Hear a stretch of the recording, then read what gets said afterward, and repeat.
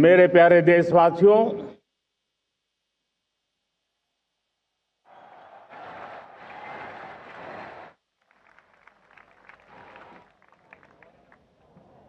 आजादी का ये महापर्व 140 करोड़ संकल्पों का पर्व है। आजादी का ये पर्व सामूहिक सिद्धियों का गौरव का पल है। हर हृदय उमंग से भरा हुआ है। देश एकता की भावना को निरंतर मजबूती दे रहा है। 140 करोड़ देशवासी आज तिरंगे के रंग में रंगे हैं। हर घर तिरंगा, भारत के हर कोने से, चाहे रेगिस्तान हो या हिमालय की चोटियां, समंदर के तट हो या घनी आबादी वाले क्षेत्र, हर तरफ से एक ही गुंज है, एक ही जयकारा है। हमारी प्राण से भी प्यारी मातृभूमि का जयगान है।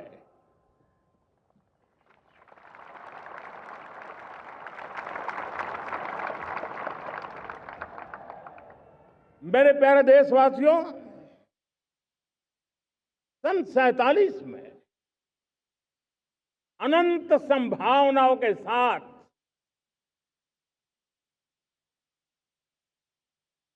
कोटि कोटि भुजाओं के सामर्थ्य के साथ हमारा देश आजाद हुआ। देश की आकांक्षाएं उड़ानें भर रही थी, लेकिन चुनौतियां उससे भी कुछ ज्यादा थी। पूज्य बापू के सिद्धांतों पर चलते हुए संविधान सभा के सदस्यों ने एक बहुत ही महत्वपूर्ण दायित्व निभाया। भारत का संविधान गत 75 वर्ष से एक प्रकाश स्तंभ बन करके हमें मार्ग दिखाता रहा है। भारत के संविधान निर्माता अनेक विद महापुरुष डॉक्टर राजेंद्र प्रसाद, बाबा साहब आंबेडकर, पंडित नेहरू, सरदार वल्लभ भाई पटेल, डॉक्टर सर्वपल्ली राधाकृष्णन जी, इतना ही नहीं, हमारी नारी शक्ति का भी योगदान कम नहीं था। हंसा मेहता जी, दाक्षायणी, वेलायुधन जैसी विदुषियों ने भी भारत के संविधान को सशक्त करने में अपनी भूमिका निभाई थी। आज लाल किले की प्राचीर से देश का मार्गदर्शन करने वाले, देश को दिशा देने वाला संविधान के निर्माताओं को आदरपूर्वक नमन करता हूं।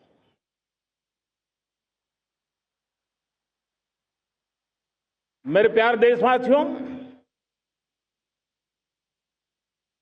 हम आज डॉक्टर श्यामा प्रसाद मुखर्जी की 125वीं जयंती भी मना रहे हैं। डॉक्टर श्यामा प्रसाद मुखर्जी भारत के संविधान के लिए बलिदान देने वाले देश के पहले महापुरुष थे। संविधान के लिए बलिदान,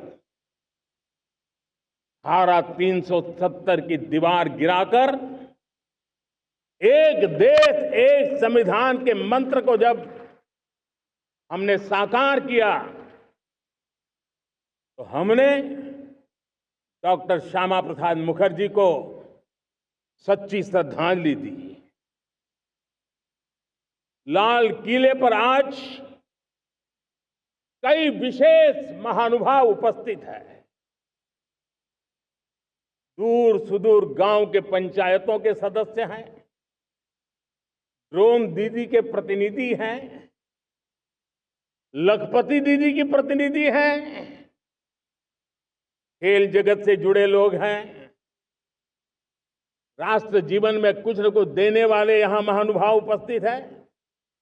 एक प्रकार से यहां मेरी आंखों के सामने मैं लघु भारत के दर्शन कर रहा हूं और टेक्नोलॉजी के माध्यम से विशाल भारत के साथ भी आज लाल किला जुड़ा हुआ है।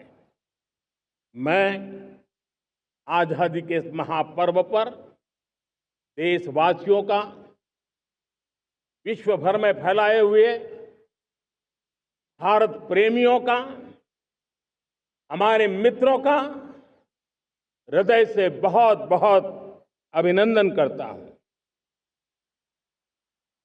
साथियों, प्रकृति हम सब की परीक्षा ले रही है। पिछले कुछ दिनों में प्राकृतिक आपदाएं, भूस्खलन, बादलों का फटना, न जाने कितनी कितनी आपदाएं हम झेल रहे हैं। पीड़ितों के साथ हमारी संवेदना है। राज्य सरकारें और केंद्र सरकार मिलकर के बचाव के काम, राहत के काम, पुनर्वसन के काम में पूरी शक्ति से जुटे हुए हैं। साथियों, आज 15 अगस्त का एक विशेष महत्व भी मैं देख रहा। मुझे बहुत गर्व हो रहा है। आज मुझे लाल किले की प्राचीर से ऑपरेशन सिंदूर के वीर जाबाजों को सैल्यूट करने का अवसर मिला है।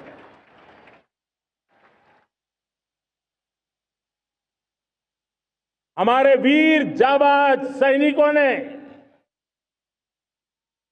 दुश्मनों को उनकी कल्पना से परे सजा दी है।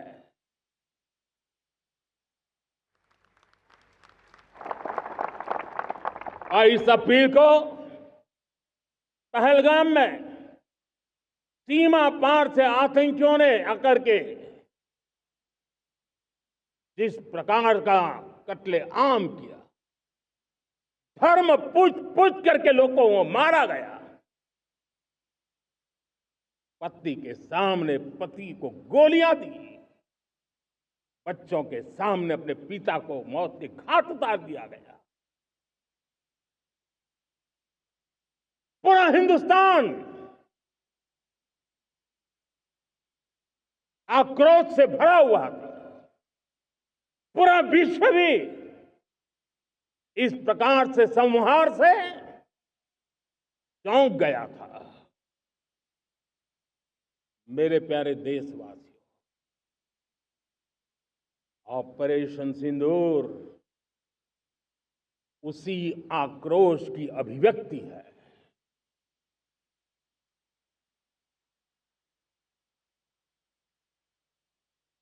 बाईस तारीख के बाद हमने हमारे सेना को खुली छूट दे दी। रणनीति वो तय करे, लक्ष्य वो तय करे, समय भी वो चुने। और हमारी सेना ने वो करके दिखाया जो कई दशकों तक कभी हुआ नहीं था। सैकड़ों किलोमीटर दुश्मन की धरती पर घुस करके आतंकी हेडक्वार्टर्स को मिट्टी में मिला दिया, आतंकी इमारतों को खंडहर बना दिया।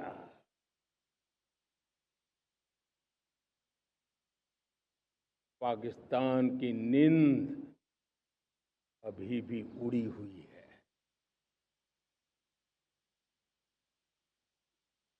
पाकिस्तान में हुई तबाही इतनी बड़ी है कि रोज नए नए खुलासे हो रहे हैं, नई नई जानकारियां आ रही हैं। मेरे प्यारे देशवासियों, हमारा देश कई दशकों से आतंक को झेलता आया हुआ है। देश के सीने को छलनी कर दिया गया है। अब हमने एक न्यू नॉर्मल प्रस्थापित किया। आतंक को और आतंकी को पालने पोसने वालों को, आतंकियों को ताकत देने वालों को अब हम अलग अलग नहीं मानेंगे।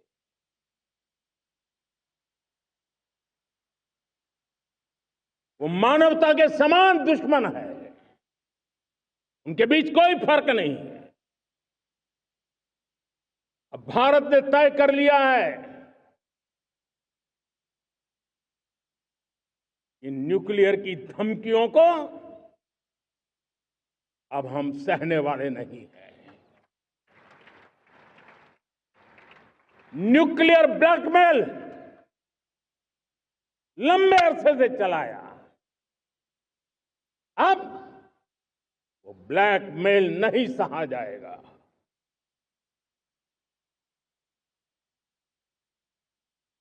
आगे भी अगर दुश्मनों ने ये कोशिश जारी रखी, हमारी सेना तय करेगी, सेना की शर्तों पर, सेना जो समय निर्धारित करे उस समय पर, सेना जो तौर तरीके तय करे उस तौर तरीके से, सेना जो लक्ष्य तय करे उस लक्ष्य को अब हम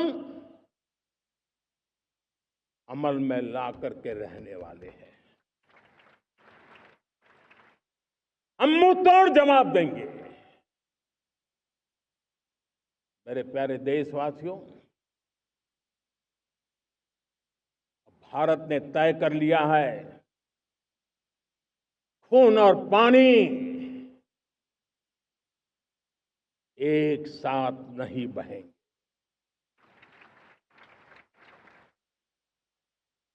अब देशवासियों को भली भांति पता चला है कि सिंधु का समझौता कितना अन्यायपूर्ण है, कितना एक तरफा है।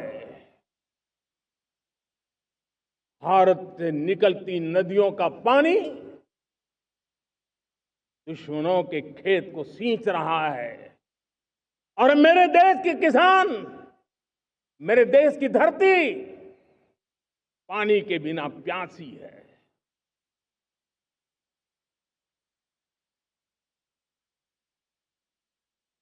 ये ऐसा समझौता था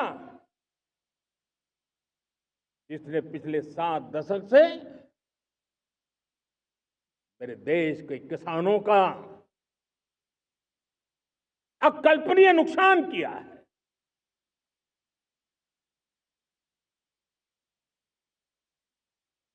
अब हिंदुस्तान के हक का जो पानी है उस पर अधिकार सिर्फ और सिर्फ हिंदुस्तान का है, हिंदुस्तान के किसानों का है। भारत कतई सिंधु समझौते को, उस स्वरूप को दशकों तक सहा है, उस स्वरूप को आगे नहीं सहा जाएगा। किसान हित में, राष्ट्र हित में ये समझौता हमें मंजूर नहीं है। मेरे प्यारे देशवासियों, आजादी के लिए असंख्य लोगों ने बलिदान दी,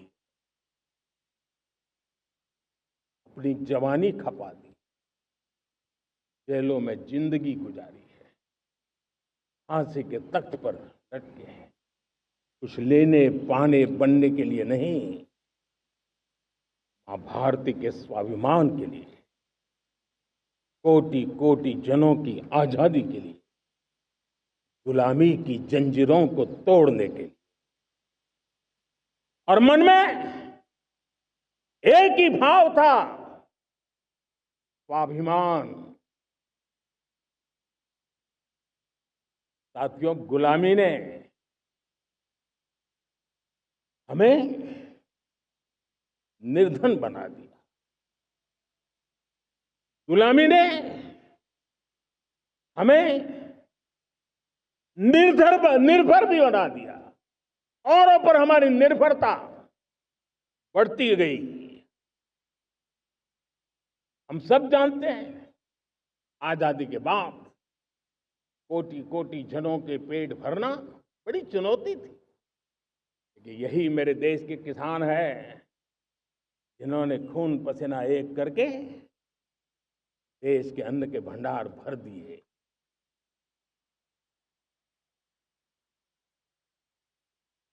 अनाज के संबंध में देश को आत्मनिर्भर बना दिया। एक राष्ट्र के लिए आत्मसम्मान की सबसे बड़ी कसौटी आज भी उसकी आत्मनिर्भरता है। और मेरे प्यारे देशवासियों, विकसित भारत का आधार भी है आत्मनिर्भर Bharat.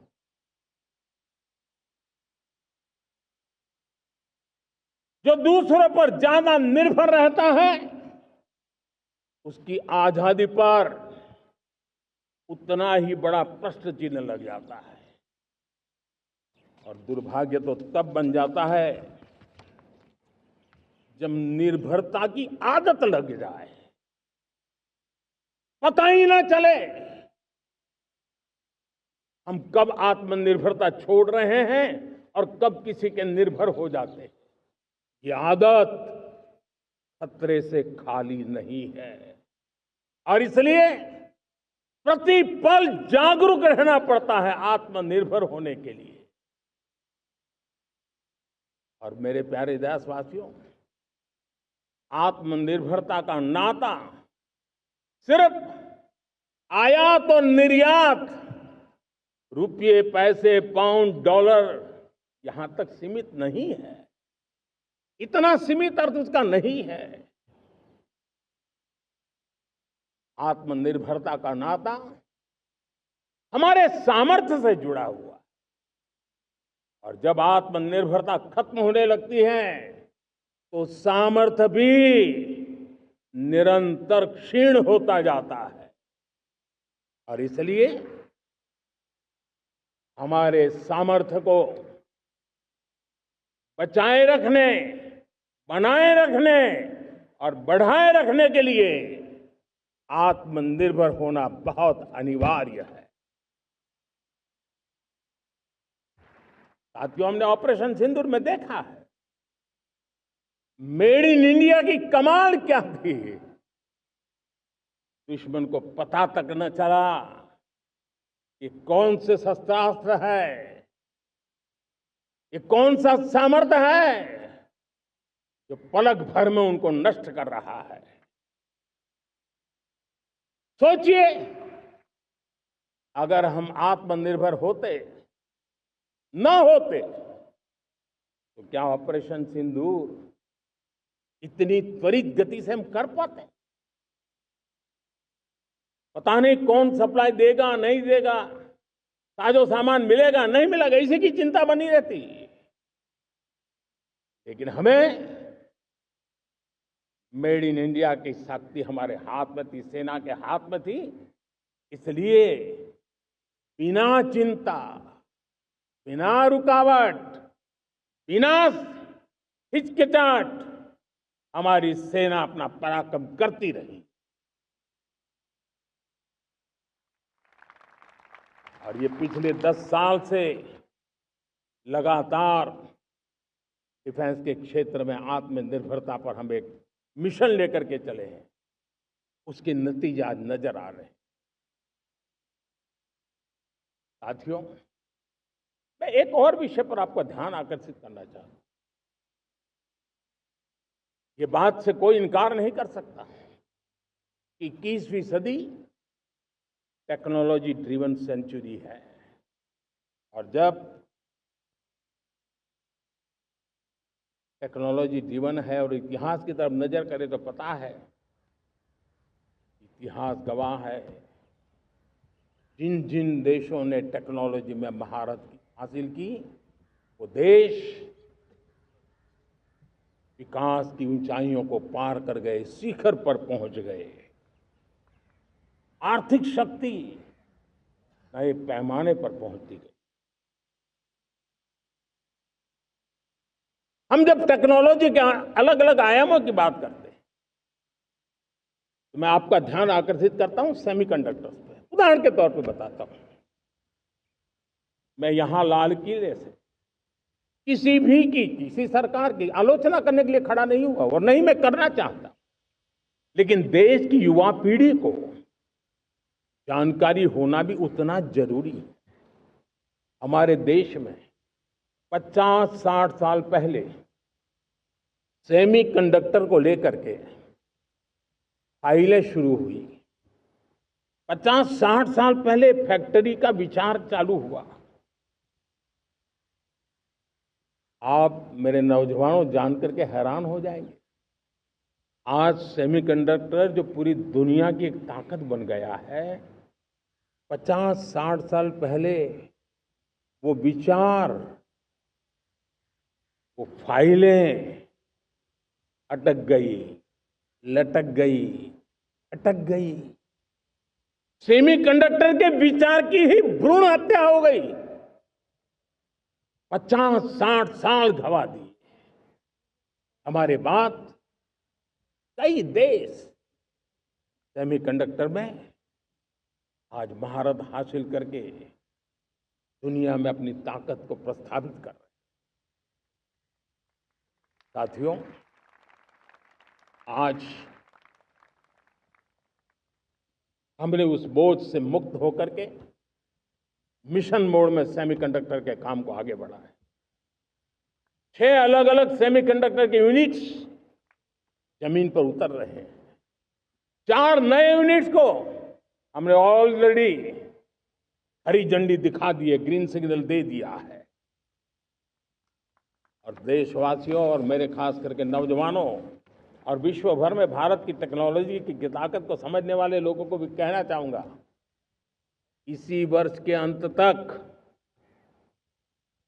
Made in India, Bharat की बनी हुई, भारत में बनी हुई, भारत के लोगों द्वारा बनी हुई मेड इन इंडिया चिप्स बाजार में आ जाएगी।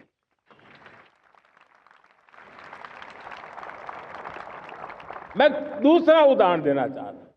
अब ऊर्जा के क्षेत्र में हम सब जानते हैं कि हम एनर्जी के लिए बहुत सारे देशों पर डिपेंडेंट है। पेट्रोल हो, डीजल हो, गैस हो, लाखों करोड़ रुपए हमें खर्च करके लाना पड़ता है। हमें इस संकट से देश को आत्मनिर्भर बनाना, ऊर्जा में आत्मनिर्भर बनाना बहुत जरूरी है।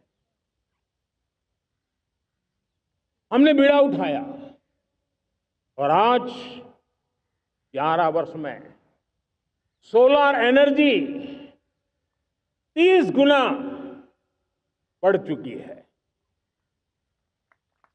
हम नए नए डैम बना रहे हैं ताकि हाइड्रो का विस्तार हो और हमें क्लीन एनर्जी की उपलब्ध हो। भारत मिशन ग्रीन हाइड्रोजन लेकर के आज हजारों करोड़ रुपए इन्वेस्ट कर रहा है। भविष्य की ऊर्जा को ध्यान में रख करके, ऊर्जा के क्षेत्रों को ध्यान में रख करके भारत न्यूक्लियर एनर्जी पर भी बहुत बड़े इनिशिएटिव ले रहा है। न्यूक्लियर एनर्जी में 10 नए न्यूक्लियर रिएक्टर तेजी से काम कर रहे हैं। 2047 तक, जो कि हमने विकसित भारत का लक्ष्य तय किया है, जब देश की आजादी के 100 साल होंगे, हम परमाणु ऊर्जा क्षमता 10 गुना से भी अधिक बढ़ाने का संकल्प लेकर के आगे बढ़ रहे हैं। मेरे प्यारे देशवासियों, रिफॉर्म एक निरंतर प्रक्रिया है। समयानुकूल परिस्थिति के अनुसार रिफॉर्म करते जाना होता है। हम न्यूक्लियर एनर्जी के क्षेत्र में बहुत बड़े रिफॉर्म लेकर के आए। अब हमने प्राइवेट सेक्टर के लिए भी परमाणु ऊर्जा को उसके द्वार खोल दिए हैं। हम शक्ति को जोड़ना चाहते। मेरे प्यारे देशवासियों,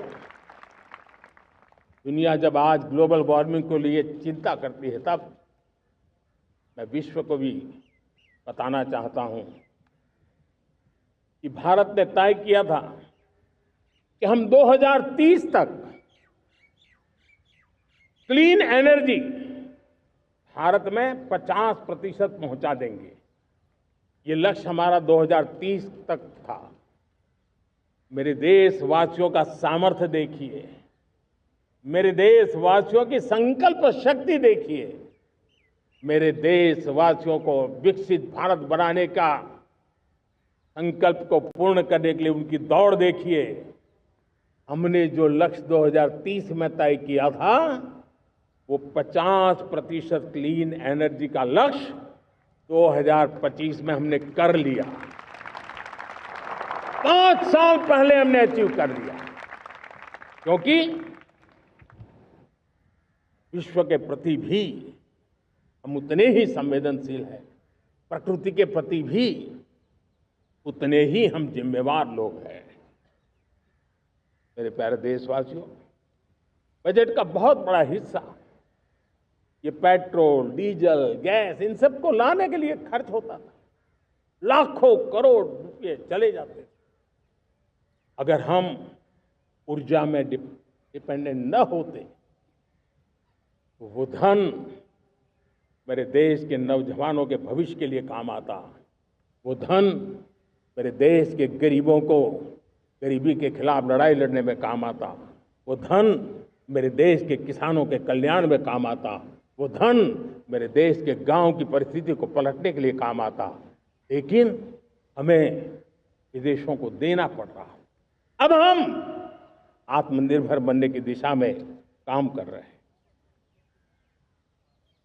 देश को विकसित बनाने के लिए हम अब समुद्र मंथन की तरफ भी जा रहे हैं। हमारे समुद्र के मंथन को आगे बढ़ाते हुए हम समुद्र के भीतर के तेल के भंडार, गैस के भंडार, उसको खोजने की दिशा में एक मिशन मोड में काम करना चाहते हैं। और इसलिए भारत ने national deep water exploration mission शुरू करने जा रहा है। ये ऊर्जा इंडिपेंडेंट बनने के लिए ये हमारी महत्वपूर्ण घोषणा है। मेरे प्यारे देशवासियों, आज पूरा विश्व क्रिटिकल मिनरल को लेकर के बहुत ही सतर्क हो गया है। उसके सामर्थ्य को लोग भली भांति समझने लगे हैं।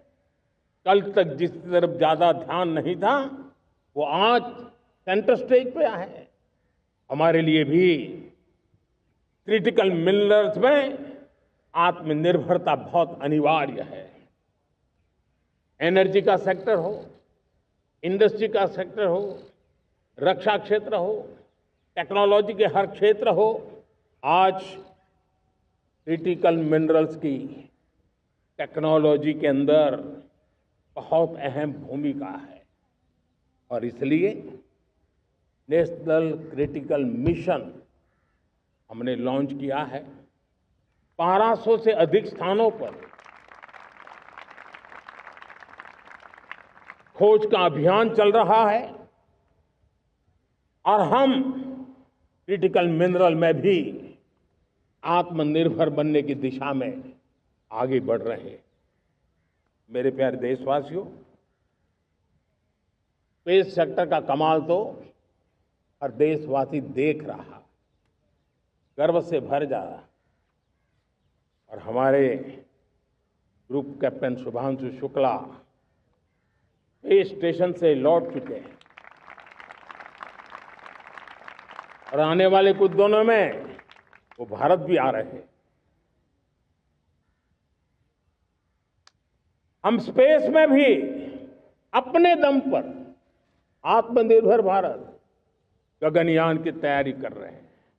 हम अपने बलबूते पर हमारा अपना स्पेस स्टेशन बनाने की दिशा में हम काम कर रहे हैं। और पिछले दिनों स्पेस में जो रिफॉर्म किए गए, मुझे बहुत गर्व हो रहा है। मेरे देश के 300 से ज्यादा स्टार्टअप्स आप सिर्फ और सिर्फ स्पेस सेक्टर में काम कर रहे हैं और उन 300 स्टार्टअप में हजारों नौजवान पूरे सामर्थ्य के साथ जुटे हैं। ये है मेरे देश के नौजवानों की ताकत और ये है हमारे देश के नौजवानों के प्रति विश्वास। मेरे प्यारे देशवासियों, 140 करोड़ भारतवासी 2047 में जब आजादी के 100 साल होंगे, विकसित भारत के संकल्प को परिपूर्ण करने के लिए पूरी ताकत से जुटे हैं। इस संकल्प की पूर्ति के लिए भारत आज हर सेक्टर में आधुनिक इकोसिस्टम तैयार कर रहा है और आधुनिक इकोसिस्टम हर क्षेत्र में हमारे देश को आत्मनिर्भर बनाएगा। आज मेरा लाल किले की प्राचीर से मेरे देश के युवा वैज्ञानिकों को, मेरे टैलेंटेड यूथ को, मेरे इंजीनियर्स को और प्रोफेशनल्स को और सरकार के हर विभागों को भी मेरा आह्वान है, क्या हमारा अपना made in India fighter jets के लिए जेट इंजन हमारा होना चाहिए कि नहीं होना चाहिए?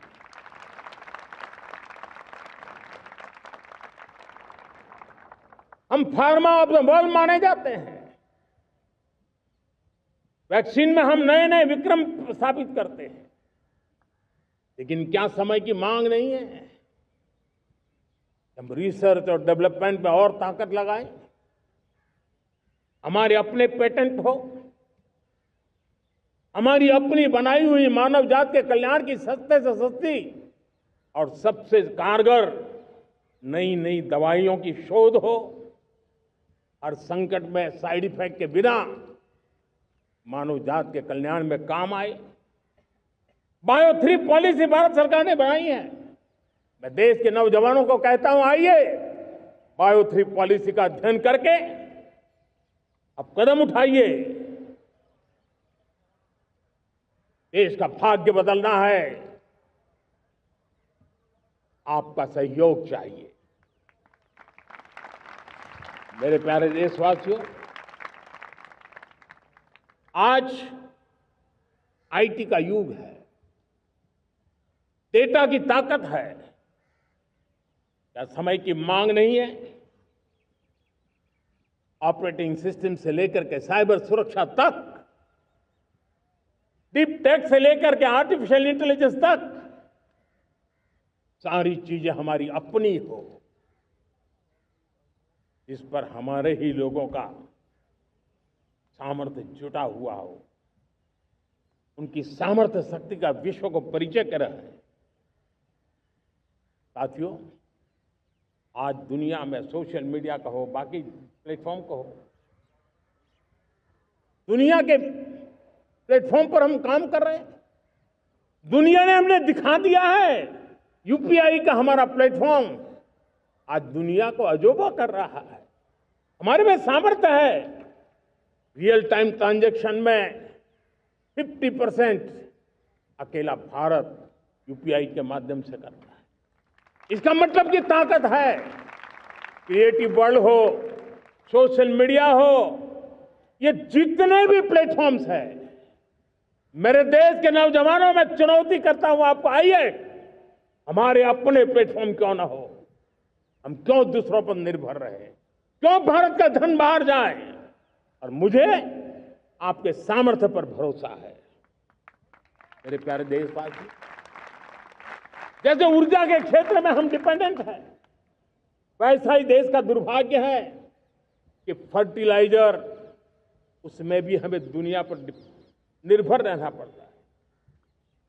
मेरे देश के किसान भी फर्टिलाइजर का सही उपयोग कर करके धरती माता की सेवा कर सकते हैं। अनाप शनाप उपयोग से भी धरती मां को बहुत नुकसान पहुंचा रहे हैं। लेकिन साथ साथ मैं देश के नौजवानों को कहना चाहता हूं, देश के उद्योग जगत को कहना चाहता हूं, देश के प्राइवेट सेक्टर को कहना चाहता हूं, आइए हम फर्टिलाइजर के भंडार भर दें, हम नए नए तौर तरीके खोजें और भारत की आवश्यकता के अनुसार हम अपना फर्टिलाइजर तैयार करें। हम औरों पर निर्भर न रहे। साथियों, आने वाला युग ईवी का है। अब ईवी बैटरी क्या हम नहीं बनाएंगे? हम निर्भर रहेंगे? सोलर पैनल की बात हो, इलेक्ट्रिक व्हीकल्स के लिए जिन जिन चीजों की आवश्यकताएं हैं, वो हमारी अपनी होनी चाहिए। साथियों, मैं ये इसलिए कहने की हिम्मत करता हूं, क्यों? क्योंकि मुझे देश के नौजवानों के सामर्थ्य पर भरोसा है। और भरोसा सिर्फ वो मेरे देश के नौजवान हैं इतने मात्र से नहीं है। कोविड के समय हम बहुत सारी चीजों पर निर्भर थे। तो मेरे देश के नौजवानों को कहा गया कि वैक्सीन हमारी अपनी चाहिए, देश ने करके दिखाया। कोविन प्लेटफॉर्म हमारा अपना होना चाहिए, देश ने करके दिखाया। करोड़ों करोड़ों लोगों की जिंदगी बचाने का काम हमने किया है। वही स्पिरिट, वही जज्बा हमें जीवन के हर क्षेत्र में आत्मनिर्भर बनने के लिए अपना सब कुछ देना है। अपना जो बेस्ट है वो हमें दे करके रहना है। साथियों, पिछले 11 साल में एंटरप्रेन्योरशिप, उद्यमशीलता को बहुत बड़ी ताकत मिली। आज लाखों स्टार्टअप्स टियर 2, टियर 3 सिटी में देश की अर्थशक्ति को, देश के इनोवेशन को ताकत दे रहे हैं। उसी प्रकार से मुद्रा योजना से हमारे देश के करोड़ों नौजवान, उसमें भी हमारी बेटियां, करोड़ों करोड़ों लोग मुद्रा से लोन लेकर के अपना खुद का कारोबार कर रहे हैं। खुद तो अपने पैरों पर खड़े हुए हैं, लेकिन औरों को भी पैरों पर खड़े रहने की ताकत देते हैं। वे भी एक प्रकार से हर व्यक्ति को आत्मनिर्भर बनाने का अवसर दे रही है। मेरे साथियों, विमेन सेल्फ हेल्प ग्रुप किसी का ध्यान नहीं था। पिछले 10 साल में विमेन सेल्फ हेल्प ग्रुप ने कमाल करके दिखाया। आज उनके प्रोडक्ट दुनिया के बाजार में जाने लगे हैं। लाखों करोड़ों का कारोबार हमारे विमेन सेल्फ हेल्प ग्रुप करते हैं। मैंने एक बार मन की बात में खिलौने की बात कही थी। हम करोड़ों करोड़ रुपए के खिलौने विदेश से लाते थे। मैंने ऐसे ही मन की बात में कहा, करे मेरे देश के नौजवानों, ऐसा भी करें इन्हें क्या, किलो भी बाहर जाएंगे। और आज मैं गर्व से कहता हूं कि मेरा देश खिलौने एक्सपोर्ट करने लग गया है। यानी देश के सामर्थ्य को हर प्रकार के अवसर मिले, हर रुकावटों से मुक्ति मिले, उसको सर्वाधिक करने के लिए प्रेरित किया जाए। देश कर सकता है। मैं देश के युवाओं से कहता हूं, आइए आप इनोवेटिव आइडियाज लेकर के, आपके आइडियाज को मरने मत देना दोस्तों। आज का आपका आइडिया हो सकता है आने वाली पीढ़ी का भविष्य बना सकता है। मैं आपके साथ खड़ा हूं, मैं आपके लिए काम करने के लिए तैयार हूं, आपका साथी बन के काम करने तैयार हूं। आप आइए, हिम्मत जुटाइए, इनिशिएटिव लीजिए। जो युवा मैन्युफैक्चरिंग के बारे में सोचते हैं, आइए आगे बढ़िए। सरकार के नियमों में बदलाव करना है, मुझे बताइए। अब देश रुकना नहीं चाहता है। 2047 दूर नहीं है, एक एक पल की कीमत है और हम एक भी पल गंवाना नहीं चाहते दोस्तों।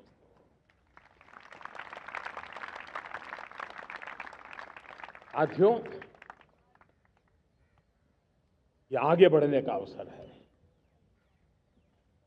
बड़े सपने देखने का अवसर है, संकल्प के लिए समर्पित होने का अवसर है। जब सरकार आपके साथ है और मैं स्वयं आपके साथ हूं, तब हम नया इतिहास बना सकते हैं। साथियों, आज नेशनल मैन्युफैक्चरिंग मिशन पर बहुत तेजी से काम हो रहा है। हमारे एमएसएमईज, उसका लोहा दुनिया मानती है। ये दुनिया में बड़ी बड़ी चीजें बनती है ना, कुछ न कुछ तो औजार हमारे देश के एमएसएमईज के द्वारा जाते हैं, बड़े गर्व के साथ जाते हैं। लेकिन हम कॉम्प्रिहेंसिव इंटीग्रेटेड विकास की राह पर जाना चाहते हैं और इसलिए उनकी शक्ति बढ़े। और उसमें भी मैंने पहले एक बार लाल किले से कहा था, जीरो डिफेक्ट जीरो इफेक्ट। आज कहना चाहता हूं कि हमें विश्व बाजार में अपने सामर्थ्य का लोहा मनवाना है, तो हमें क्वालिटी में निरंतर नई ऊंचाइयों को पार करना। दुनिया क्वालिटी को स्वीकार करती है, हमारी गुणवत्ता सबसे ज्यादा हो और सरकार के भी प्रयास हो, रॉ मटेरियल की भी उपलब्धि हो, हमारी प्रोडक्शन की कॉस्ट कैसे कम हो, हम उसमें दम रह रहे। और साथियों, हम सभी जो उत्पादन के क्षेत्र में लगे हैं, उन सब का मंत्र होना चाहिए, दाम कम लेकिन दम ज्यादा।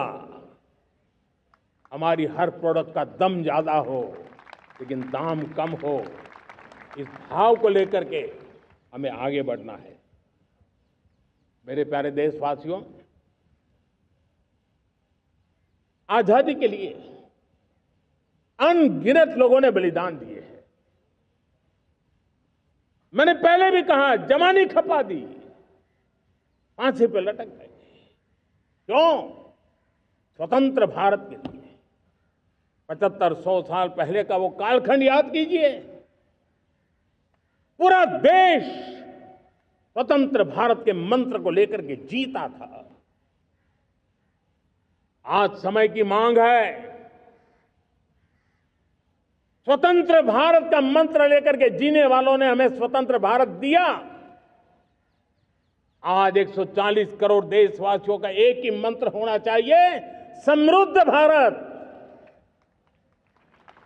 अगर कोटि कोटि लोगों के बलिदान से स्वतंत्र भारत हो सकता है, तो कोटि कोटि लोगों के संकल्प से, पुरुषार्थ से, आत्मनिर्भर बनने से वोकल फॉर लोकल की बात करने से, स्वदेशी का मंत्र को जापने से समृद्ध भारत भी बन सकता है। वो पीढ़ी स्वतंत्र भारत के लिए खप गई थी, ये पीढ़ी समृद्ध भारत के लिए नए कदम उठाए, यही समय की मांग है। और इसलिए मैं आज बार बार आग्रह करता हूं और मैं देश के सभी इन्फ्लुएंसर्स को कहना चाहता हूं, इस मंत्र को आगे बढ़ाने में मेरी मदद कीजिए। मैं सभी राजनीतिक दलों को, राजनेताओं को सबसे कहता हूं कि आइए, ये किसी राजनीतिक दल का एजेंडा नहीं है, भारत हम सबका है। हम मिलकर के वोकल फॉर लोकल उस मंत्र को हर नागरिक के जीवन का मंत्र बनाएं। भारत में बनी हुई, भारत के नागरिकों के पसीने से बनी हुई वो चीजें जिसमें भारत की मिट्टी की महक हो और जो भारत के आत्मनिर्भर के संकल्प को ताकत देता हो, हम उसी को खरीदेंगे, हम उसी का उपयोग करेंगे। हम उस दिशा में आगे आए, यह हमारा सामूहिक संकल्प हो। देखते ही देखते हम दुनिया बदल देंगे दोस्तों। मैं आज हर छोटे मोटे व्यापारी को, दुकानदार से आग्रह करना चाहता हूं, आपकी भी जिम्मेवारी है। हम छोटे थे, हमने कभी बाजार में देखा नहीं था कि शुद्ध घी की दुकान, ऐसे ही लिखा जाता था घी की दुकान। लेकिन समय रहते लोग लिखने लगे शुद्ध घी की दुकान। मैं चाहता हूं देश में ऐसे व्यापारी आगे आए, ऐसे दुकानदार आए कि हाँ स्वदेशी माल बिकता है, वो बोर्ड लगा रहे हैं। हम स्वदेशी का गर्व करने लगे। हम स्वदेशी मजबूरी में नहीं, मजबूती के साथ उपयोग करेंगे, मजबूती के लिए उपयोग करेंगे और जरूरत पड़ी तो औरों को मजबूर करने के लिए उपयोग करेंगे। ये हमारी ताकत होनी चाहिए, ये हमारा मंत्र होना चाहिए। मेरे प्यारे देशवासियों,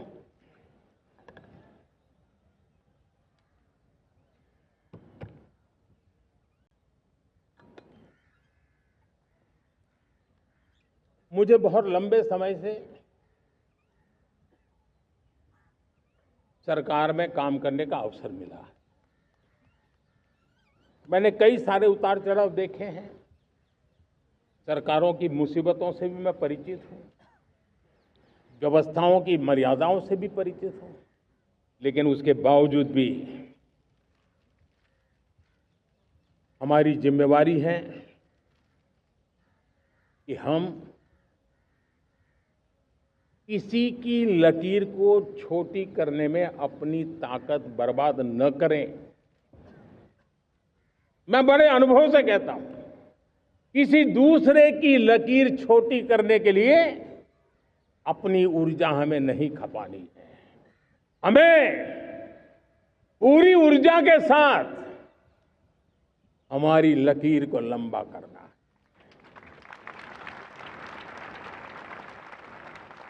हम अगर अपनी लकीर लंबी करते हैं तो दुनिया भी हमारा लोहा मानेगी। आज जब वैश्विक परिस्थितियों में आर्थिक स्वार्थ दिनों दिन बढ़ रहा है, तब समय की मांग है कि हम उन संकटों के रोते बैठने की जरूरत नहीं है। हिम्मत के साथ हम अपनी लकीर को लंबी करें। और मैं 25 साल के शासन के अनुभव से कह सकता हूं, अगर ये रास्ता हमने चुन लिया, हर किसी ने चुन लिया, तो फिर कोई स्वार्थ हमें अपनी चंगुल में नहीं फंसा सकता है। मेरे प्यारे देशवासियों, बीता दशक रिफॉर्म, परफॉर्म, ट्रांसफॉर्म कर रहा है। लेकिन अब हमें और नई ताकत से जुड़ना है। पिछले दिनों हमने कई रिफॉर्म्स किए। एफडीआई हो, इंश्योरेंस कंपनी की बात हो, विश्व की यूनिवर्सिटीज को भारत के अंदर स्थान देने की बात हो, कई रिफॉर्म्स किए हैं। 40,000 से ज्यादा अनावश्यक कंप्लायंसेस को हमने खत्म किया है। इतना ही नहीं, 1500 से अधिक पुराने कानून जो बाबा आदम के जमाने के थे, उन सबको हमने खत्म कर दिया है। हमने दर्जनों कानूनों को सरल करने के लिए संसद में जाकर के जनता के हितों को सर्वोपरि रख करके बदलाव किए हैं। इस बार भी हो हल्ला के बीच लोगों तक बात पहुंची नहीं होगी, लेकिन एक बहुत बड़ा रिफॉर्म इनकम टैक्स एक्ट में हुआ है। करीब 280 से ज्यादा धाराएं हमने समाप्त करने का निर्णय किया है। और साथियों, सिर्फ आर्थिक मोर्चे पर ही रिफॉर्म नहीं, हमने नागरिक के जीवन को भी आसान बनाने के लिए रिफॉर्म किए। इनकम टैक्स रिफंड की बात हो, रिफॉर्म का परिणाम है। फेसलेस असेसमेंट की बात हो, रिफॉर्म का परिणाम है। 12 लाख तक आज इनकम टैक्स से मुक्ति दे देना, देश का जो भविष्य बनाने में उत्सुक है ऐसा मेरा मध्यम वर्ग का परिवार आज फूला नहीं समा रहा है। कभी किसी ने सोचा नहीं था कि 12 लाख रुपए तक का इनकम टैक्स पर जीरो कर दिया जाएगा। आज कर लिया है। जब देश का सामर्थ्य बढ़ता है तो देशवासियों को लाभ मिलता है। अंग्रेजों के जमाने से दंड संहिता में हम दबे पड़े थे। दंड का भय दिखा करके जीवन चल रहा था। 75 साल आजादी के ऐसे ही गए। हमने दंड संहिता को खत्म कर दिया, न्याय संहिता को ले आए हैं। न्याय संहिता में भारत के नागरिक के प्रति विश्वास का भाव है। भारत के नागरिक के अंदर अपनेपन का भाव है, संवेदनशीलताओं से भरा हुआ है। हमने रिफॉर्म की यात्रा को तेज करने के लिए बीड़ा उठाया। हम बहुत तेजी से आगे बढ़ना चाहते हैं।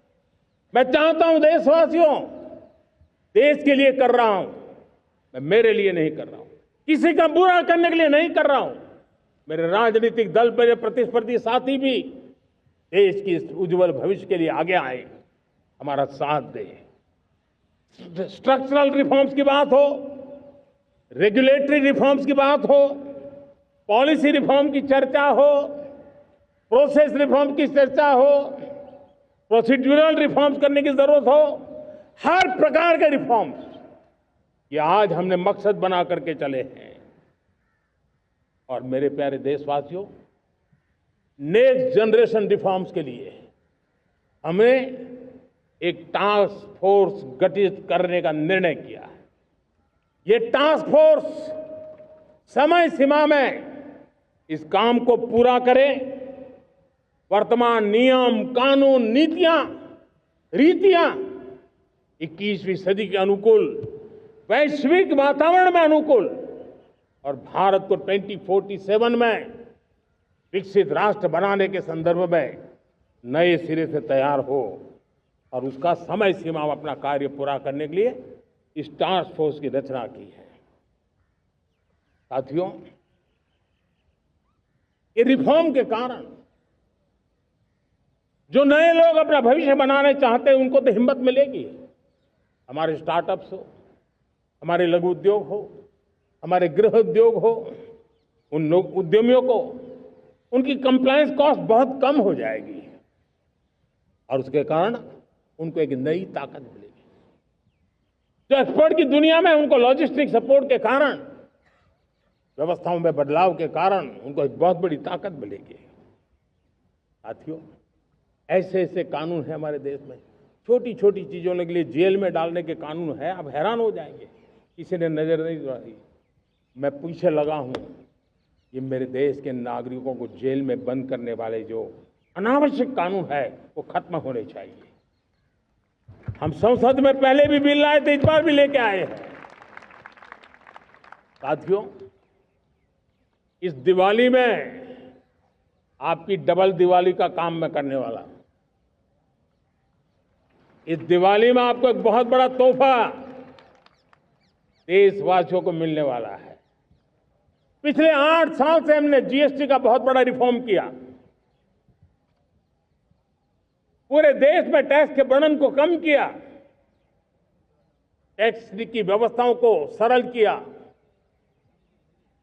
और 8 साल के बाद समय की मांग है कि हम एक बार उसको रिव्यू करें। हमने एक हाई पावर कमेटी को बिठा करके रिव्यू शुरू किया, राज्यों से भी विचार विमर्श किया और मेरे प्यारे देशवासियों, हम नेक्स्ट जनरेशन जीएसटी रिफॉर्म्स लेकर के आ रहे हैं। ये दिवाली के अंदर आपके लिए तोहफा बन जाएंगे। सामान्य मानवीय की जरूरतों के टैक्स भारी मात्रा में कम कर दिए जाएंगे। बहुत बड़ी सुविधा बढ़ेगी। हमारे एमएसएमई, हमारे लघु उद्यमी, इनको बहुत बड़ा लाभ मिलेगा। रोजमर्रा की चीजें बहुत सस्ती हो जाएगी और उससे इकोनॉमी को भी एक नया बल मिलने वाला है। मेरे प्यारे देशवासियों, आज देश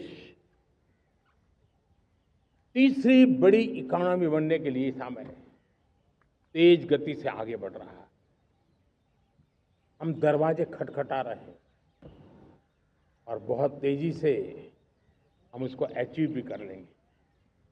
और कोई तो दिन होगा मैं आपके बीच आकर के लाल किले की प्राचीर से ये खबर भी सुनाऊंगा।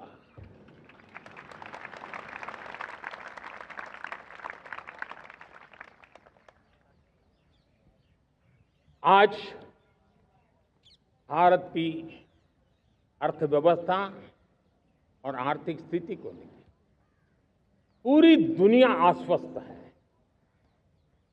इतनी अस्थिरता के बीच आशा की किरण बना हुआ है भारत का फाइनेंशियल डिसिप्लिन, भारत की फाइनेंस की ऊर्जा। संकट के घेरे में जब अर्थव्यवस्था पड़ी हुई है, तब भारत ही उसे बाहर निकलेगा, ये भरोसा दुनिया में पनपा है। आज इन्फ्लेशन कंट्रोल में है, फॉरेन एक्सचेंज रिजर्व हमारे बहुत मजबूत है, हमारे मैक्रो इकोनॉमिक इंडिकेटर्स बहुत मजबूत है। ग्लोबल रेटिंग एजेंसी भी लगातार भारत की सराहना करती हैं, भारत की अर्थव्यवस्था पर ज़्यादा से ज़्यादा विश्वास व्यक्त कर रही है। ये बढ़ती हुई अर्थव्यवस्था का लाभ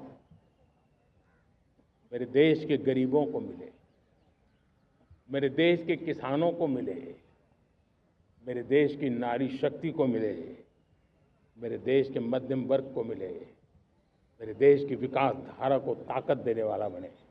उस दिशा में हम नए नए प्रयास करें। आज युवाओं के लिए नए नए सेक्टर्स में हमारे नौजवानों के लिए अवसर बन रहे हैं। स्किल डेवलपमेंट, स्वरोजगार, बड़ी बड़ी कंपनियों में इंटर्नशिप, इस पर एक बहुत बड़े स्तर पर अभियान चल रहा है। और इसलिए देश के नौजवानों, आज मैं आपके लिए भी एक खुश खबर लेकर के आया। मेरे देश के नौजवानों के लिए आया। आज 15 अगस्त है। आज 15 अगस्त के ही दिन मेरे देश के युवाओं के लिए 1 लाख करोड़ रुपए की योजना हम चालू कर रहे हैं, लागू कर रहे हैं। आज से प्रधानमंत्री विकसित भारत रोजगार योजना आज ही 15 अगस्त को लागू हो रही है। ये आपके लिए बहुत खुशखबरी है। इस योजना के तहत निजी क्षेत्र में पहली नौकरी पाने वाले नौजवान को, बेटे बेटी को 15,000 रुपया सरकार की तरफ से दिए जाएंगे। कंपनियों को भी नए रोजगार देने के अवसर जो भी ज्यादा जुटाएगा, उनको भी प्रोत्साहन राशि दी जाएगी। प्रधानमंत्री विकसित भारत रोजगार योजना करीब करीब 3.5 करोड़ नौजवानों को रोजगार के नए अवसर बनाएगी। मैं सभी नौजवानों को इसके लिए बहुत बहुत बधाई देता हूं। मेरे प्यारे देशवासियों, आज भारत में नारी शक्ति का लोहा हर कोई मानने लगा। बढ़ती इकोनॉमी की लाभार्थी हमारी नारी है, लेकिन बढ़ती इकोनॉमी को गति देने में भी हमारी नारी का बहुत बड़ा योगदान भी, हमारी मातृशक्ति का योगदान है, हमारी स्त्री शक्ति का योगदान है। स्टार्टअप से लेकर स्पेस सेक्टर तक हमारी बेटियां छाई हुई हैं, खेल के मैदान में छाई हुई हैं, फौज में चमक रही है। आज गर्व के साथ नारी कंधे से कंधा मिला करके देश की विकास यात्रा में भागीदार हो रही। देश गर्व से भर गया जब एनडीए की विमेन कैडेट्स उनका पहला पास आउट हुआ था। पूरा देश गर्व से भर गया था। सारे टीवी चैनल उसी के पीछे लगे हुए थे। कितने बड़े गौरव की पल थी। Self help group, 10 crore self help group की बहनें क्या कमाल कर रही है। नमो ड्रोन दीदी नारी शक्ति की एक नई पहचान बनी। गांव में मुझे एक बहन मिली, वो कहती मुझे अब तो गांव वाले पायलट कह करके बुलाते हैं। बड़े गर्व से कह रहे थे। ज्यादा पढ़ी लिखी नहीं थी, लेकिन उसका रतबा पैदा हुआ है। साथियों, हमने 3 करोड़ महिलाओं को लखपति दीदी बनाने का संकल्प लिया था। 3 करोड़। और मुझे आज संतोष है कि हम तेज गति से काम कर रहे हैं। समय से पहले 3 करोड़ का लक्ष्य पार कर लेंगे। और आज मैं खुशी से देश को बताना चाहता हूं कि मेरे नारी शक्ति का सामर्थ्य देखिए। देखते ही देखते 2 करोड़ महिलाएं लखपति दीदी बन चुकी है। आज कुछ लखपति दीदी हमारे सामने बैठी है। ये है मेरे सामर्थ्य। और मेरा विश्वास है दोस्तों, भारत की विकास यात्रा में उनकी भागीदारी बढ़ने वाली। मेरे प्यारे देशवासियों, मेरे देश के किसानों का भारत की अर्थव्यवस्था में बहुत बड़ा योगदान है। भारत के किसानों की मेहनत रंग ला रही है। पिछले साल अनाज के उत्पादन में मेरे देश के किसानों ने के पुराने सारे विक्रम तोड़ दिए। ये सामर्थ्य है मेरे देश का। उतनी ही जमीन, लेकिन व्यवस्थाएं बदली, पानी पहुंचने लगा, अच्छे सीड्स मिलने लगे, किसानों को अच्छी सुविधाएं मिलने लगी, तो वो अपना सामर्थ्य देश के लिए बढ़ा रहा है। आज भारत दूध, दाल, जूट जैसे उत्पादन में नंबर 1 है दुनिया में। आज दुनिया का दूसरा सबसे बड़ा फिश प्रोड्यूसर। मेरे मछुआरा भाई बहनों की ताकत देखिए।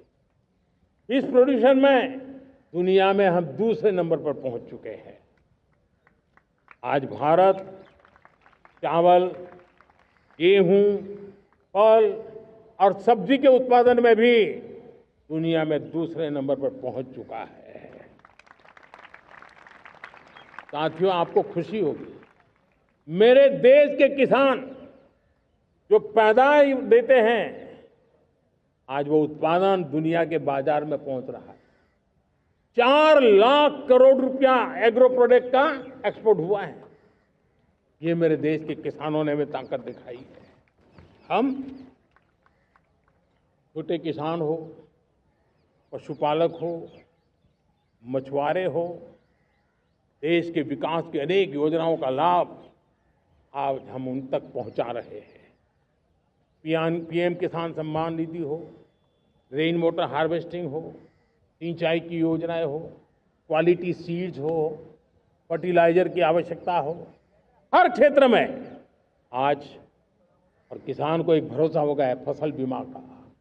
वो साहसिक बना रहा, उसका परिणाम भी देश को मिल रहा है। जो पहले कल्पना की बात थी आज हकीकत बन गई है।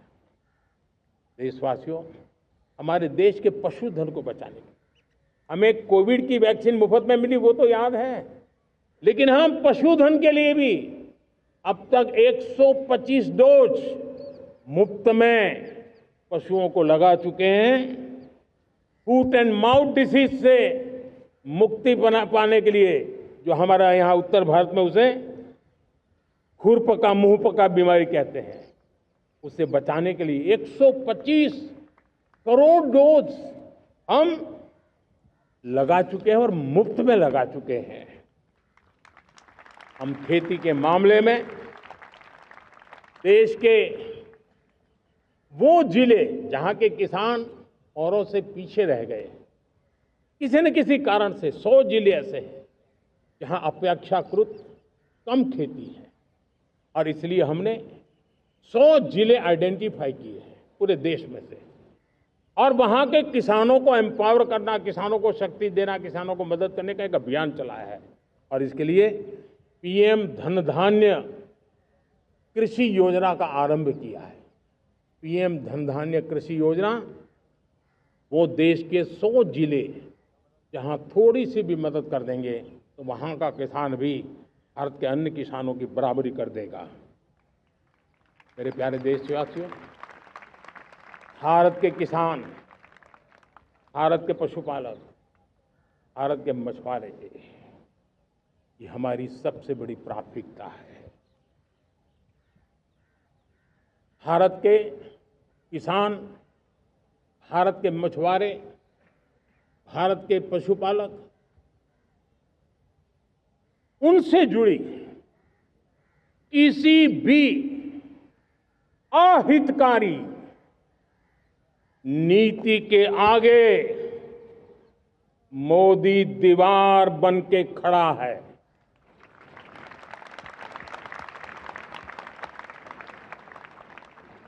भारत अपने किसानों, अपने पशुपालकों, अपने मछुआरों के संबंध में कभी भी कोई समझौता नहीं स्वीकार करेगा।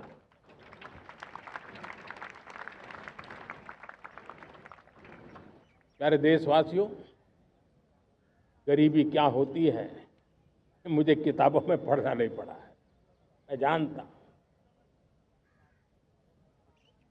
सरकार में भी रहा हूं और इसलिए मेरी कोशिश रही है कि सरकार फाइलों में नहीं होनी चाहिए। सरकार देश के नागरिकों की लाइफ में होनी चाहिए। दलित हो, पीड़ित हो, शोषित हो, वंचित हो, उनके लिए सकारात्मक रूप से सरकारें प्रोएक्टिव हो, सरकारें प्रो पीपल हो, उस दिशा में हम निरंतर प्रयास कर रहे हैं। समाज के हर जरूरत व्यक्ति के लिए, कुछ लोगों को लगता है कि सरकार की योजनाएं पहले भी आती थी। जी नहीं, हम सरकार की योजनाओं को जमीन पर उतार रहे हैं, सैचुरेशन पर बल देते हैं। और सामाजिक न्याय का अगर कोई सच्चा एजुकेशन है तो सैचुरेशन में है, जिसमें कोई हकदार छूटे नहीं, हकदार के घर तक सरकार जाए और उसे अपना हक की चीजें मिले, उसके लिए हम काम कर रहे हैं। जनधन अकाउंट जब खोले गए ना, वो सिर्फ बैंक का अकाउंट था ऐसा नहीं है, उसे एक स्वाभिमान मिला था कि बैंक के दरवाजे मेरे लिए भी खुलते हैं, मैं भी बैंक के दरवाजे में जाकर के टेबल पे हाथ रख करके बात कर सकता हूं। ये विश्वास हमने जगाया है। आयुष्मान भारत ने बीमारी को सहने की आदत से मुक्ति दिलाने का और उनको अच्छे स्वास्थ्य के लिए मदद करने का काम और जब हम वरिष्ठ नागरिकों को 5 लाख रुपए से ज्यादा मदद कर करके उनके आरोग्य की चिंता करते हैं, आज पीएम आवास 4 करोड़ गरीबों को घर मिलना मतलब जिंदगी के नए सपने वहां सजते हैं। वो सिर्फ 4 दीवारें नहीं है दोस्तों।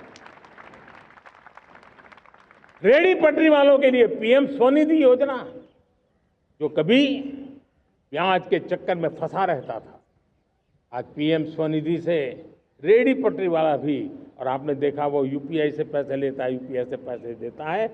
ये बदलाव आखिरी व्यक्ति तक चिंता लोगों की लाइफ में सरकार होनी चाहिए। उसी के कारण ये जमीन से जुड़ी योजनाएं बनती हैं और जमीन से जुड़ी योजनाएं जमीन पर उतरती हैं और जमीन से उतरी हुई योजनाएं जीवन में बदलाव लाने का एक सशक्त माध्यम बन जाती हैं। एक समय था गरीब हो, पीड़ित हो, आदिवासी हो, वंचित हो, दिव्यांग हो, हमारी विधवा माताएं बहनें हो, अपने हक के लिए दर दर भटकते रहते थे। सरकारी दफ्तरों में चक्कर लगाते लगाते जिंदगी पूरी हो जाती। आज सरकार आपके दरवाजे पर आती है, सैचुरेशन के अप्रोच को लेकर के आती है। करोड़ों लाभार्थियों को सरकारी योजनाओं का लाभ मिल रहा है। डायरेक्ट बेनिफिट ट्रांसफर एक बहुत बड़ा क्रांतिकारी काम हुआ है। साथियों, गरीबी हटाओ के नारे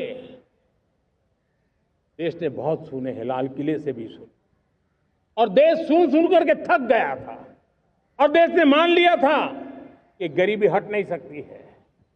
लेकिन जब हम योजनाओं को गरीब के घर तक ले जाते हैं, विश्वास को गरीब के मन में हम पैदा करते हैं, तब मेरे देश के 25 करोड़ गरीब गरीबी को परास्त कर करके, गरीबी से बाहर निकल करके एक नया इतिहास बनाते हैं। आज 10 करोड़ गरीब और 10 वर्ष में 25 करोड़ से ज्यादा गरीब गरीबी को परास्त कर करके गरीबी से बाहर निकले हैं और एक न्यू मिडिल क्लास तैयार हुआ है।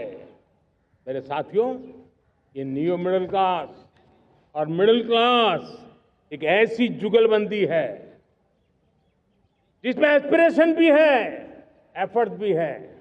वो देश को आगे बढ़ाने के लिए बहुत बड़ा सामर्थ्य बनने वाली है। मेरे प्यारे देशवासियों, बहुत ही निकट भविष्य में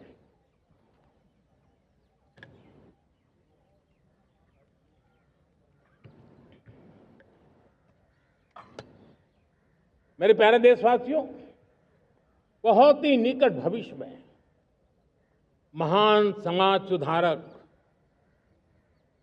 महात्मा ज्योतिबा फुले जी की 200वीं जयंती आ रही है। हम उस जयंती के समारोह शुरू करने जा रहे हैं और महात्मा ज्योतिबा फुले के सिद्धांत, उन्होंने जो मंत्र दिए, उसमें हमारे लिए प्रेरणा है। पिछड़े को प्राथमिकता, पिछड़े को प्राथमिकता देते हुए हम परिवर्तन की ऊंचाइयों को प्राप्त करना चाहते हैं। हम इसके लिए परिश्रम की पराकाष्ठा करना चाहते हैं। हम पारदर्शी नीतियों के द्वारा पिछड़ों को प्राथमिकता, ये हम धरती पर उतारना चाहते हैं, हर पिछड़े के जीवन में उतारना चाहते हैं। साथियों, रेहड़ी पटरी वालों के लिए स्वनिधि योजना हो या हमारे हुनर वाले, हाथ से काम करने वाले विश्वकर्मा योजना की बात हो, आदिवासी में भी जो पिछड़े रह गए हैं उनके लिए पीएम जनधन की योजना की बात हो, हमारे पूर्वी भारत को विकास में पूरे देश के अंदर बराबरी में लाना और उनको नेतृत्व देने की दिशा में काम हो। हम सिर्फ समाज पिछड़े हो उनकी चिंता तक अटकने वाले नहीं है। जो क्षेत्र पिछड़े हैं उनको भी हम प्राथमिकता देना चाहते हैं। जो जिले पिछड़े रहे हैं हम उनको प्राथमिकता देना चाहते हैं। जो ब्लॉक पिछड़े रहे हैं उनको प्राथमिकता देना चाहते हैं। हमने 100 एस्पिरेशनल डिस्ट्रिक्ट, 500 एस्पिरेशनल ब्लॉक, उसी मिशन में काम किया है। हमने पूर्वी भारत के विकास के लिए हजारों करोड़ रुपए के इंफ्रास्ट्रक्चर के प्रोजेक्ट को बल दिया है। हमने पूर्वी भारत के जीवन को बदल करके देश की विकास यात्रा में भागीदार बनने का। मेरे प्यारे देशवासियों, जीवन हर क्षेत्र में विकास होना चाहिए। विकास के लिए खेल का भी महत्व होता है। और मुझे खुशी है कि एक जमाना था जहाँ बच्चे खेल में अगर समय लगाते हैं तो माँ बाप ज़्यादा पसंद नहीं करते थे। आज एकदम से उलट गया है। अगर बच्चे खेल कूद में आगे आते हैं, रुचि लेते हैं, तो माँ बाप गर्व से भर जाते हैं। मैं इसे एक शुभ संकेत मानता हूँ। मेरे देश के परिवार के अंदर खेल को प्रोत्साहन का वातावरण मैं देखता हूँ, मेरा मन गर्व से भर जाता है। मैं इसे देश के भविष्य के लिए बहुत शुभ संकेत मानता हूँ। और साथियों, इस खेल को बढ़ावा देने के लिए हमने नेशनल स्पोर्ट्स पॉलिसी, कई दशकों के बाद हम देश में खेलो भारत नीति को लेकर के आए हैं, ताकि एक खेल जगत का सर्वांगीण विकास का प्रयास हो। स्कूल से लेकर के ओलंपिक तक हम एक पूरा इकोसिस्टम डेवलप करना चाहते हैं, चाहे कोचिंग की व्यवस्था हो, फिटनेस की बात हो, खेल के मैदान हो, खेल की व्यवस्थाएं हो, खेल के लिए आवश्यक साधन हो, लघु उद्योगों को भी खेल के साधन बनाने में मदद करने की बात हो। यानी एक प्रकार से पूरा इकोसिस्टम हम दूर दराज के बच्चों तक पहुंचाना चाहते हैं। लेकिन साथियों, जब मैं फिटनेस की बात करता हूं, जब मैं खेलकूद की बात करता हूं, तो मैं एक चिंता भी आपके सामने रखना चाहता हूं। हमारे देश के हर परिवार को चिंता करनी चाहिए। मोटापा हमारे देश के लिए बहुत बड़ा संकट बनता जा रहा है। आने वाले वर्षों में लोग, जो पंडित लोग हैं वो कहते हैं, जो जानकार लोग कहते हैं, हर तीसरे व्यक्ति में एक व्यक्ति मोटापे का शिकार होगा। हमें मोटापे से बचना है, ओबेसिटी से बचना है। और इसलिए मैंने बाकी सब करना पड़ेगा, लेकिन एक छोटा सा सुझाव दिया था कि परिवार तय करे कि जब खाने का तेल घर में आएगा 10% कम ही आएगा और 10% कम ही उपयोग करेंगे, और हम ओबेसिटी के खिलाफ लड़ाई को जीतने की दिशा में हम अपना योगदान देंगे।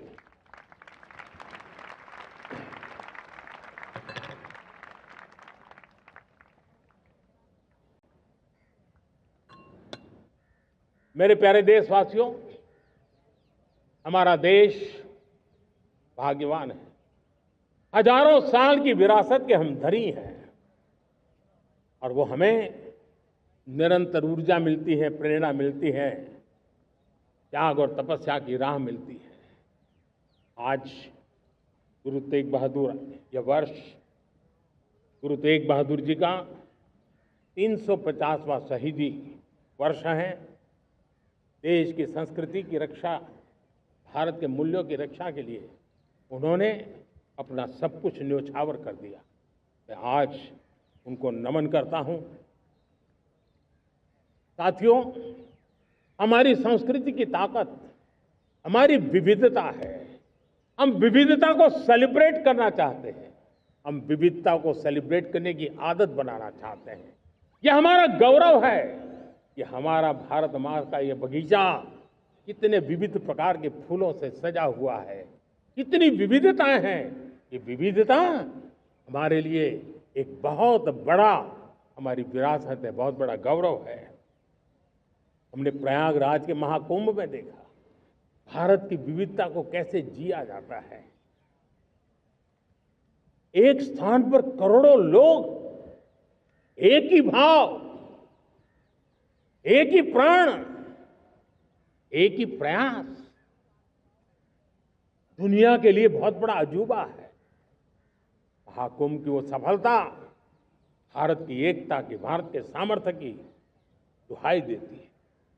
साथियों, हमारा देश भाषाओं की विविधता से बहुत ही भरा हुआ है, पुलकित है।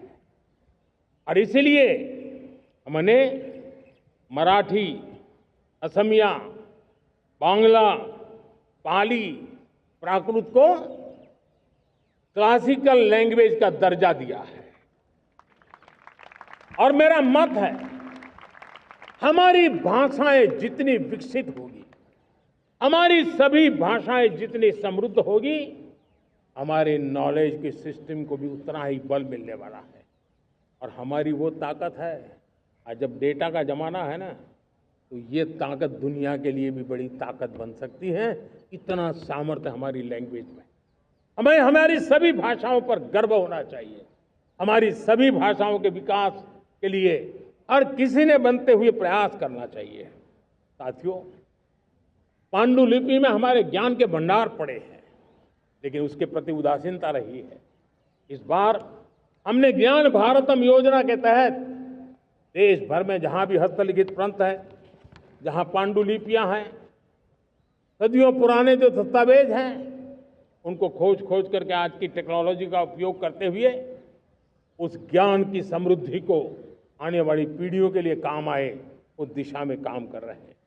मेरे प्यारे देशवासियों, हमारा स्पष्ट मत है, यह देश सिर्फ सरकारें नहीं बनाती है, ये देश राज सत्ता पर विराजमान लोग ही नहीं बनाते हैं, ये देश शासन की धुरा संभालने वाले नहीं बनाते हैं। ये देश बनता है कोटि कोटि जनों के पुरुषार्थ से, ऋषियों के, मुनियों से, वैज्ञानिकों के, शिक्षकों के, किसानों के, जवानों के, सेना के, मजदूरों के, हर किसी के प्रयास से देश बनता है। हर किसी का योगदान होता है, व्यक्ति का भी होता है, संस्थाओं का भी होता है। आज मैं बहुत गर्व के साथ एक बात का जिक्र करना चाहता हूं। आज से 100 साल पहले एक संगठन का जन्म हुआ, राष्ट्रीय स्वयंसेवक संघ। 100 साल की राष्ट्र की सेवा एक बहुत ही गौरवपूर्ण स्वर्णिम पृष्ठ है। व्यक्ति निर्माण से राष्ट्र निर्माण के संकल्प को लेकर के 100 साल तक मां भारती का कल्याण का लक्ष्य लेकर के लक्षावधि स्वयंसेवकों ने मातृभूमि के कल्याण के लिए अपना जीवन समर्पित किया है। सेवा, समर्पण, संगठन और अप्रतिम अनुशासन, ये जिसकी पहचान रही है, ऐसा राष्ट्रीय स्वयंसेवक संघ दुनिया का ये सबसे बड़ा एनजीओ है। एक प्रकार से 100 साल का उसका समर्पण का इतिहास है। आज लाल किले की प्राचीर से 100 साल की इस राष्ट्र सेवा की यात्रा में योगदान करने वाले सभी स्वयंसेवकों को आदरपूर्वक स्मरण करता हूं और देश गर्व करता है राष्ट्रीय स्वयंसेवक संघ की इस 100 साल की भव्य समर्पित यात्रा को, और हमें प्रेरणा देता रहेगा। मेरे प्यारे देशवासियों, हम समृद्धि की ओर जा रहे हैं, लेकिन समृद्धि का रास्ता सुरक्षा से गुजरता है। पिछले 11 वर्षों में राष्ट्र सुरक्षा, राष्ट्र रक्षा, राष्ट्र के नागरिकों की रक्षा, इन सभी मोर्चों पर हमने पूरे समर्पण भाव से काम किया है। हम बदलाव लाने में सफल हुए हैं। यह देश जानता है कि हमारे देश का बहुत बड़ा जनजातीय क्षेत्र नक्सलवाद की चपेट में, माओवाद की चपेट में पिछले कई दशकों से लहूलुहान हो चुका था। सबसे ज्यादा नुकसान मेरे आदिवासी परिवारों को हुआ। आदिवासी माताओं बहनों ने अपने सपने के होनहार बच्चों को खो दिया। नौजवान बेटे गलत रास्ते पर खींच लिए गए, भटकाए गए, उनकी जीवन को तबाह कर दिया गया। हमने फौलादी हाथ से काम लिया। एक समय था, कभी 125 से ज्यादा जिलों में नक्सलवाद अपनी जड़ें जमा चुका था। माओवाद की चंगुल में हमारे जनजातीय क्षेत्र, हमारे जनजातीय नौजवान फंसे हुए थे और आज 125 जिलों में से कम होते होते हम 20 पर ले आए हैं। उन जनजातीय समाज की सबसे बड़ी हमने सेवा की है। और आप देखिए, एक जमाना था जब बस्तर को याद करते ही माओवाद, नक्सलवाद, बम बंदूक की आवाज सुनाई देती थी। उसी बस्तर में माओवाद नक्सल से मुक्त होने के बाद जब बस्तर के नौजवान ओलंपिक करते हैं, हजारों नौजवान भारत माता की जय बोल करके खेल के मैदान में उतरते हैं, पूरा वातावरण उत्साह से भर जाता है। ये बदलाव देख रहा है। जो क्षेत्र कभी रेड कॉरिडोर के रूप में जाने जाते थे, वो आज विकास के ग्रीन कॉरिडोर बन रहे हैं। साथियों, हमारे लिए गर्व की बात है, भारत के नक्शे में जिन क्षेत्रों को लहूलुहान कर दिया गया था, लाल रंग से रंग दिया गया था, हमने वहां संविधान, कानून और विकास का तिरंगा फहरा दिया है। मेरे प्यारे देशवासियों, ये भगवान बिरसा मुंडा की 150वीं जयंती का अवसर है। तब इन जनजातीय क्षेत्रों को नक्सल से मुक्त कर करके, मेरे जनजातीय परिवार के नौजवानों की जिंदगी बचा करके हमने भगवान बिरसा मुंडा को एक सच्ची श्रद्धांजलि दी है।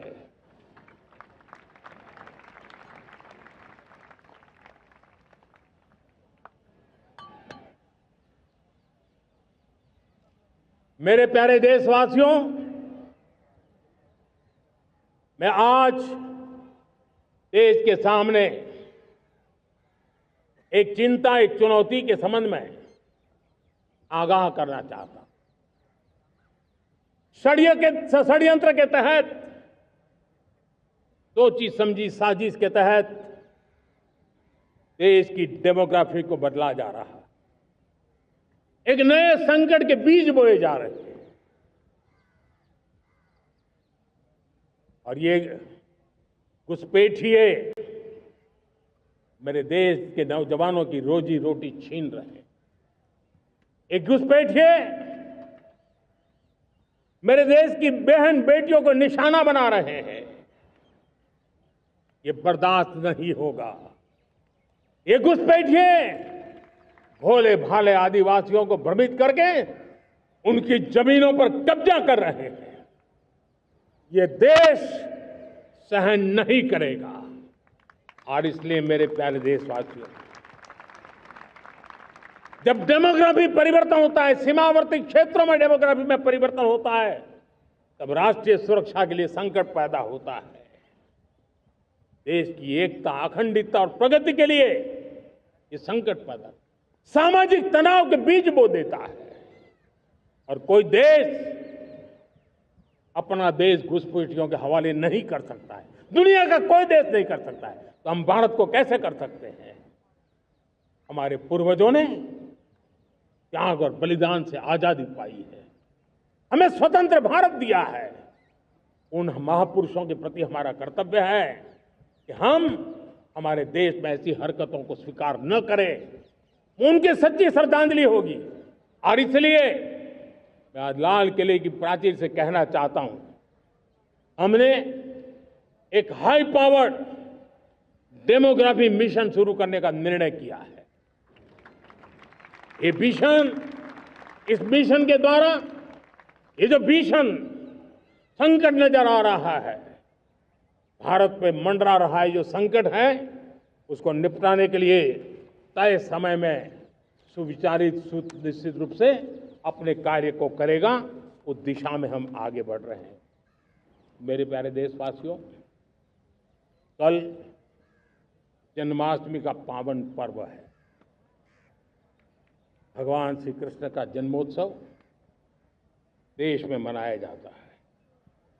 साथियों, जब मुझे भगवान श्री कृष्ण याद आते हैं तो हम देख रहे हैं कि पूरे विश्व में आज युद्ध के तौर तरीके बदल रहे हैं।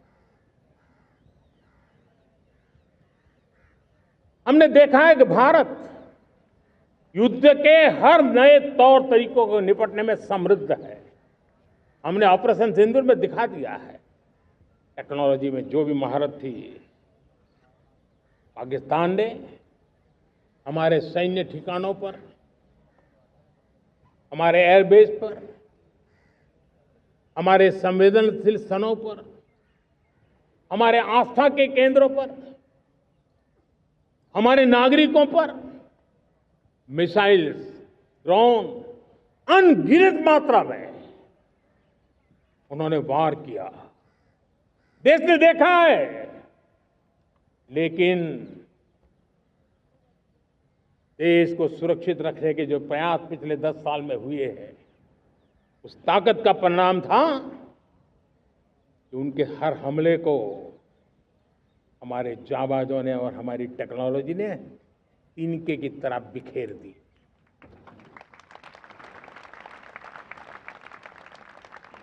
रत्ती भर नुकसान नहीं कर पाए। और इसलिए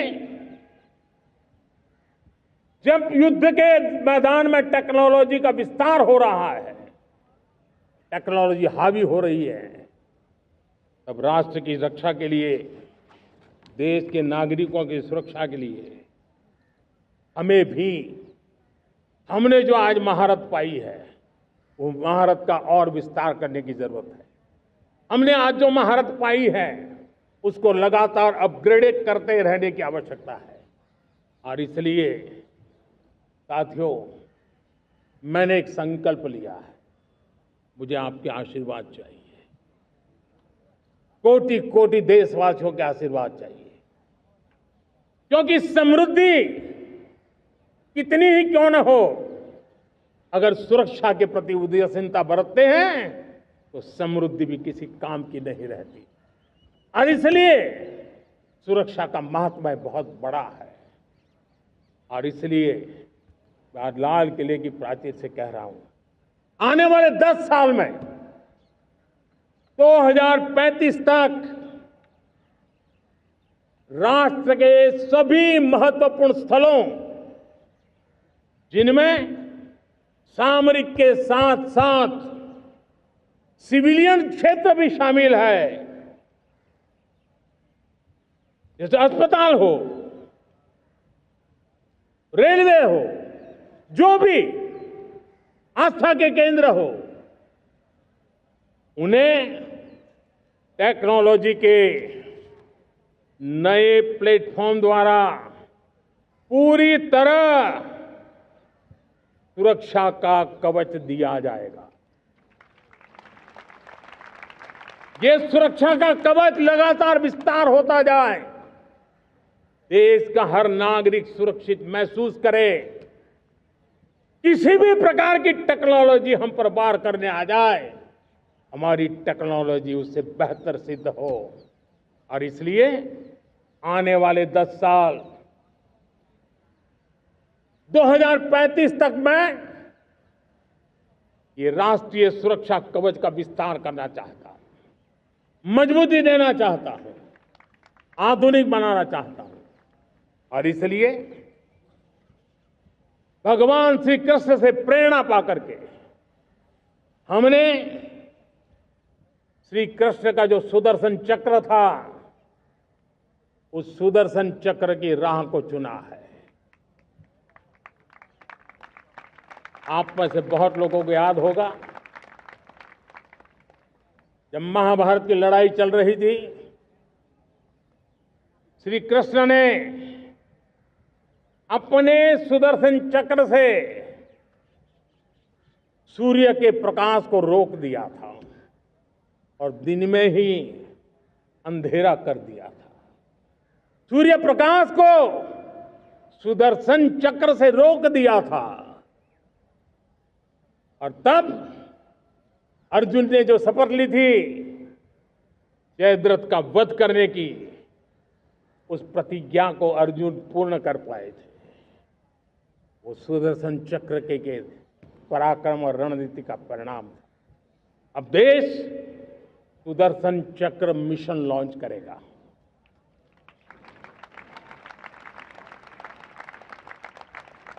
ये मिशन सुदर्शन चक्र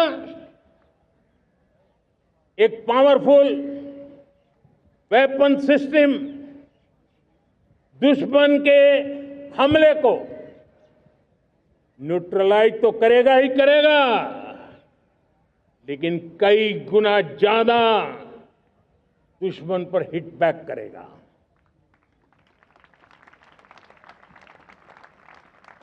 हमने भारत के इस मिशन सुदर्शन चक्र के लिए कुछ मूलभूत बातें भी तय की है।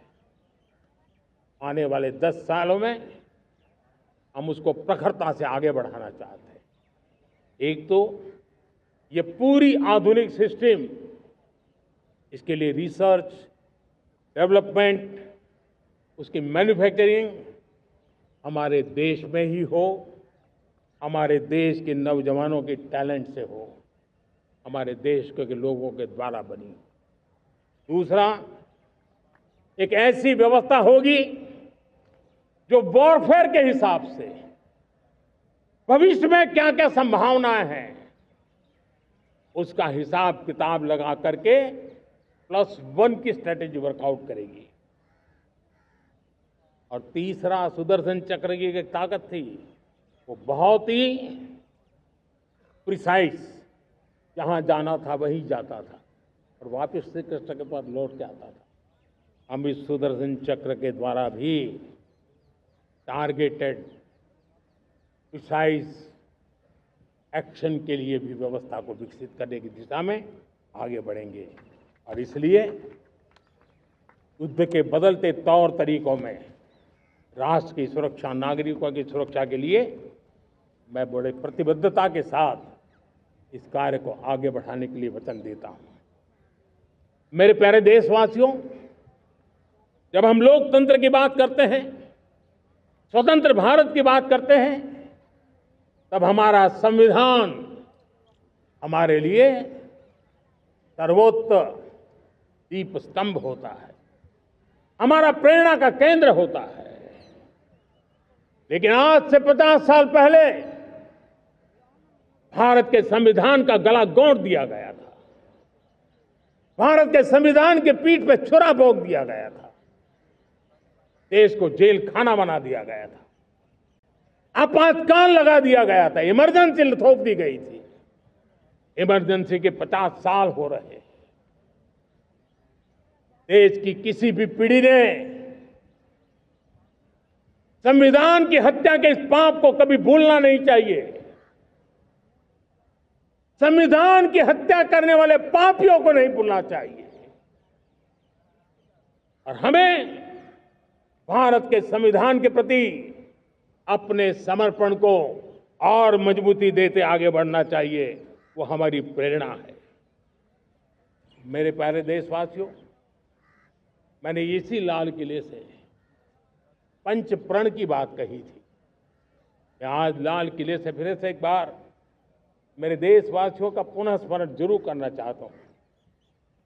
विकसित भारत बनाने के लिए न हम रुकेंगे, न हम झुकेंगे।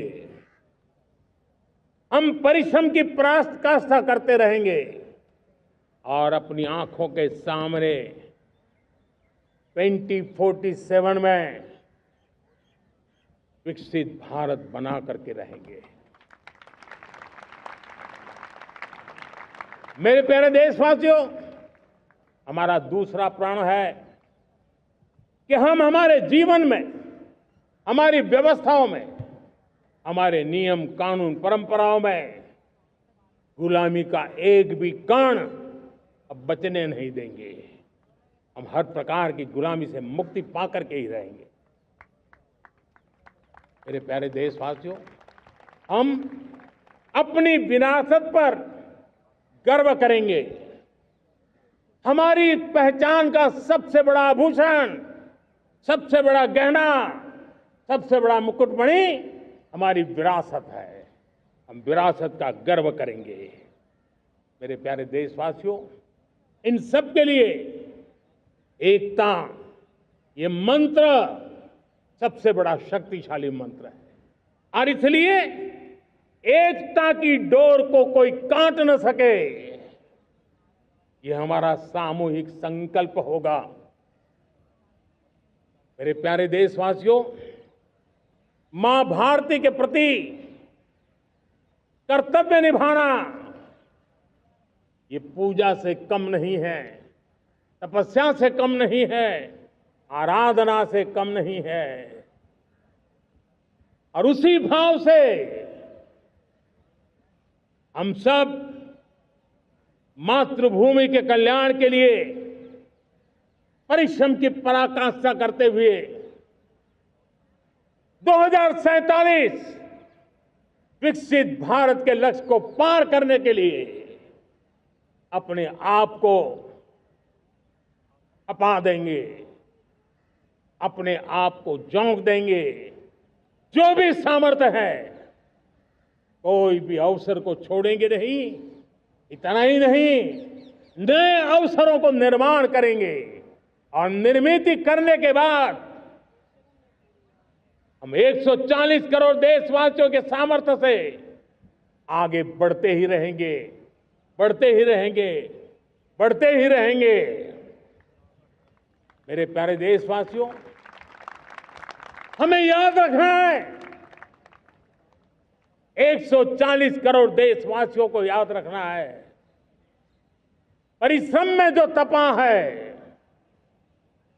परिश्रम में जो तपा है, उसने ही तो इतिहास रचा है।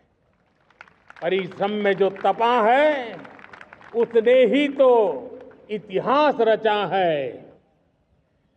जिसने फौलादी चट्टानों को तोड़ा है, जिसने फौलादी चट्टानों को तोड़ा है, उसने ही समय को मोड़ा है।